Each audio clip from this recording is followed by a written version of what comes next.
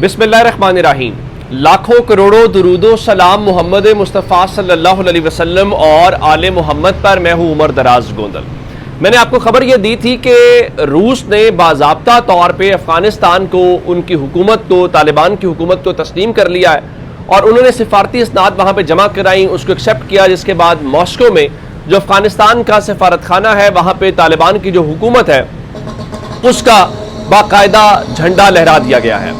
इसके बीच में एक और डेवलपमेंट ये हुई कि पाकिस्तान ने एक अफगानिस्तान के बॉर्डर के ऊपर ऑपरेशन किया और उस ऑपरेशन के अंदर बहुत सारे ऐसे दहशतगर्द जो अफगानिस्तान से पाकिस्तान के अंदर दाखिल होना चाहते थे और उनको पाकिस्तान ने जो है वो परसों रात को 30 के करीब उन दहशतगर्दों को मारा। और उसमें जो पाकिस्तान की जानिब से ISPR की जानिब से एक एलामिया जारी किया गया। अच्छा, उसमें क्या कहा गया? उसमें पाकिस्तान ने ये कहा कि जो अफगानिस्तान की हुकूमत है वो अपनी सरजमीन को पाकिस्तान के खिलाफ इस्तेमाल होने से रोके।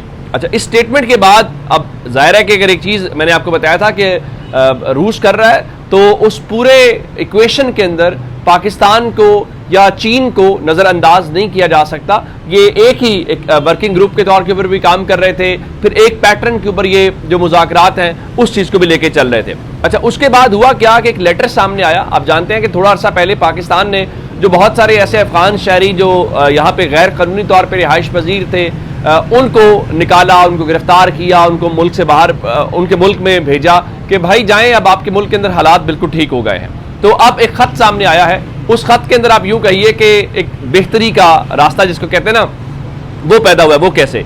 उस सिलसिले में पाकिस्तान की जो मिनिस्ट्री इन मामलात को देखती है, फ्रंटियर रीजन्स को, उसने खत लिखा है मिनिस्ट्री ऑफ इंटीरियर इस्लामाबाद को, सेक्रेटरी को, और उसके अलावा जो मुख्तलिफ सूबों के, चारों सूबों के चीफ सेक्रेटरीज हैं उनको लिखा है, और IGs को लिखा है, और कमिश्नर्स को लिखा है। और उनको क्या कहा है?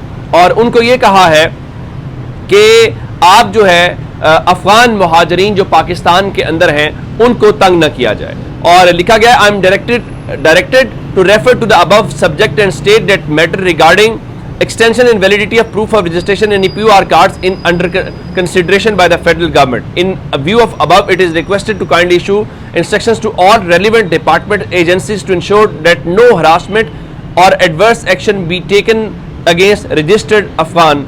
अब उनके कहने का मतलब यह है कि जो इनका प्रूफ ऑफ रजिस्ट्रेशन POR है उसको पाकिस्तान की हुकूमत उसमें एक्सटेंशन करने जा रही है। तो इसलिए तमाम जो इदारे हैं, जो तमाम एजेंसीज हैं, उनको ये ऑर्डर दिया जाता है कि वो किसी तरीके से भी इन अफगानिस्तान के शहरियों को जो है वो हरासा ना करें या गिरफ्तार ना करें या डराएं या ना धमकाएं। अब ये एक ऐसा सिनेरियो है जो कहीं ना कहीं जिसमें आपने देखा कि चीन ने पाकिस्तान के और अफगानिस्तान के वज़ीर ख़ारजा को बीजिंग बुलाया, दोनों को साथ खड़ा किया, दोनों को बिठाया और वहाँ से जॉइंट स्टेटमेंट आई। और ये इस दौरान आई जब पाकिस्तान और इंडिया एक खुली जंग के अंदर 96 घंटे जो है वो जंग के अंदर रहे, उसके बाद ये चीज़ हमारे सामने आई है। अच्छा, इसके बीच में अब ये बातें ठीक है कि खैबर पख्तूनख्वा को लेकर बहुत सारी चीज़ें हो रही हैं, जिसमें एक कहा जा रहा है कि खैबर पख्तूनख्वा में एक बार फिर जो कबायली अजला हैं उनका इंजमाम फाटा की जो साबिक हैसियत है उस सूरत में किया जा रहा है। अब वो क्यों किया जा रहा है कि वहाँ पे माइंस और मिनरल्स का जो बिल है जो खैबर पख्तूनख्वा असेंबली पास नहीं कर रही,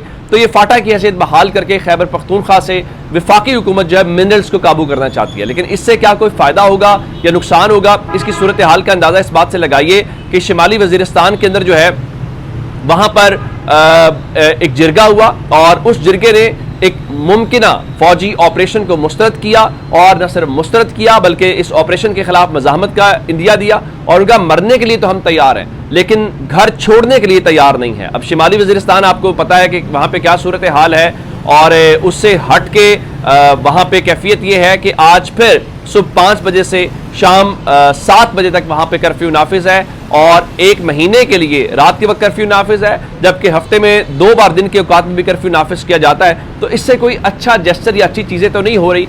शिमाली वज़ीरिस्तान का मैंने आपको बता दिया। उसके बाद खैबर के अंदर भी चूँकि वहाँ पे भी दहशतगर्दी की लहर है और वहाँ पे भी इतलात ये हैं कि कोई फ़ौजी ऑपरेशन हो सकता है। अगर फ़ौजी ऑपरेशन हो सकता है तो वहाँ पर भी एक जिरगा जो है वो हो रहा है। तो कहने का मतलब है कि हम एक ऑलरेडी एक ऐसी सिचुएशन के अंदर हैं जिसको लेकर हमारे लिए कोई बेहतरी का हम तवक्को नहीं कर रहे हैं, बल्कि उससे ख़राबी हो सकती है। अब उस खराबी में से बेहतरी कैसे पैदा करनी है या क्या करना है, اس وقت ہمارا اصل امتحان اصل میں یہ ہے. اور خیبر پختونخوا کی حکومت کو ہم ویسے قابو کرنا چاہتے ہیں. کہا جا رہا ہے جی ہم گرانا چاہتے ہیں. مسلم لیگ نون کہتے ہیں جی ہم نہیں گرانا چاہتے. اب پہلے جو آپ نے وہاں پہ سینٹ الیکشن نہیں کرایا تو اب ایک سال سے جو سینٹ الیکشن ملتوی کیا گیا تھا اس کو 21 جولائی کو ہوگا جناب. شیڈیول جاری کر دیا. سینٹ کی 7 جنرل، 2 خواتین، 2 ٹیکنوکریٹ نشستیں شامل ہیں. اس کی وجوہات کیا ہے؟ اس کی وجوہات یہ ہے کہ مخصوص سیٹیں تحریک انصاف کی جو بنتی تھی وہ چھین کے مسلم لیگ نون کو، پیپلز پارٹی کو، جے یو آئی کو، اے این پی کو، باقی سب کو دے دیا. یعنی اب اندازہ کیجئے کوئی حافظ نعیم الرحمان کہتے ہیں یہ سیٹیں پی ٹی آئی کا حق تھا. اس کے بعد شاہد خاقان عباسی کہتے ہیں، ایون اور تو اور چھوڑیے، امیر حیدر خان ہوتی جو سابق وزیر اعلیٰ خیبر پختونخوا کے، ان کا تعلق عوامی نیشنل پارٹی سے ہے. اور عوامی نیشنل پارٹی کے حوالے سے انہوں نے کہا کہ میرے پی ٹی آئی سے لاکھ اختلاف ہوں لیکن مخصوص نشستیں ان کا حق تھا. مگر میرا مشورہ ہے 1 ہو یا 2 ہو، ایسی نشستوں سے انکار کیا جائے. اب ان کے مطابق جو سیٹیں اے این پی کو مل رہی ہیں ان سیٹوں کے حوالے سے ان کے مطابق اس کا انکار کیا جائے. ان کا یہ فیصلہ تو ظاہر ہے پارٹی فورم کے اوپر ہونا ہے، یہ میں نے فیصلہ تو نہیں کرنا، لیکن میں اپنی پارٹی کو کہوں گا کہ آپ یہ سیٹیں قبول نہ کریں. لیکن اس مال غنیمت کو یا یہ ریوڑیاں جس طرح بانٹی گئی ہیں کون اس کو انکار کرے گا؟ کیا مولانا فضل الرحمان انکار کریں گے؟ اصل سوال تو اس وقت یہ ہے. اور پھر ایک اور بات کہ نواز شریف جو ہیں کیا وہ واقعتاً عمران خان سے ملنے جا رہے ہیں کہ نہیں جا رہے، اس حوالے سے بہت ساری باتیں ہوئیں. اور پھر چونکہ اس کا بیک گراؤنڈ کچھ اور ہے، میں آپ کو ایک جملہ اس میں کہہ سکتا ہوں. کل فیصل چوک تو کہہ رہے تھے نا کہ امریکہ کے کہنے کے اوپر نہیں، اصل میں اب بہت کچھ ان کے ہاتھ سے نکلنے جا رہا ہے. تو ان کو پتا ہے کہ جو 27ویں یعنی ترمیم ہے اس کا سٹرکچر کیا ہے، اس میں کیا ہونے جا رہا ہے. تو یہ کسی اور کو پیغام یہ دے رہے ہیں کہ دیکھیں پھر ہم عمران خان سے مل جائیں گے. لیکن ان کو پتا ہے کہ یہ عمران خان سے کیسے ملیں گے، نہ ان کے پاس اس طرح سے پبلک سپورٹ ہے نہ باقی چیزیں ہیں، تو آپ کیا کر سکتے ہیں. تو اس حوالے سے جو سینیٹر عرفان صدیقی ہیں جن کا تعلق نون لیگ سے ہے، انہوں نے کہا جی نواز شریف کی اڈیالہ جیل جا کر عمران خان سے ملاقات کی قیاس آرائیوں کی 2 ٹوک اور واضح تردید کرتا ہوں.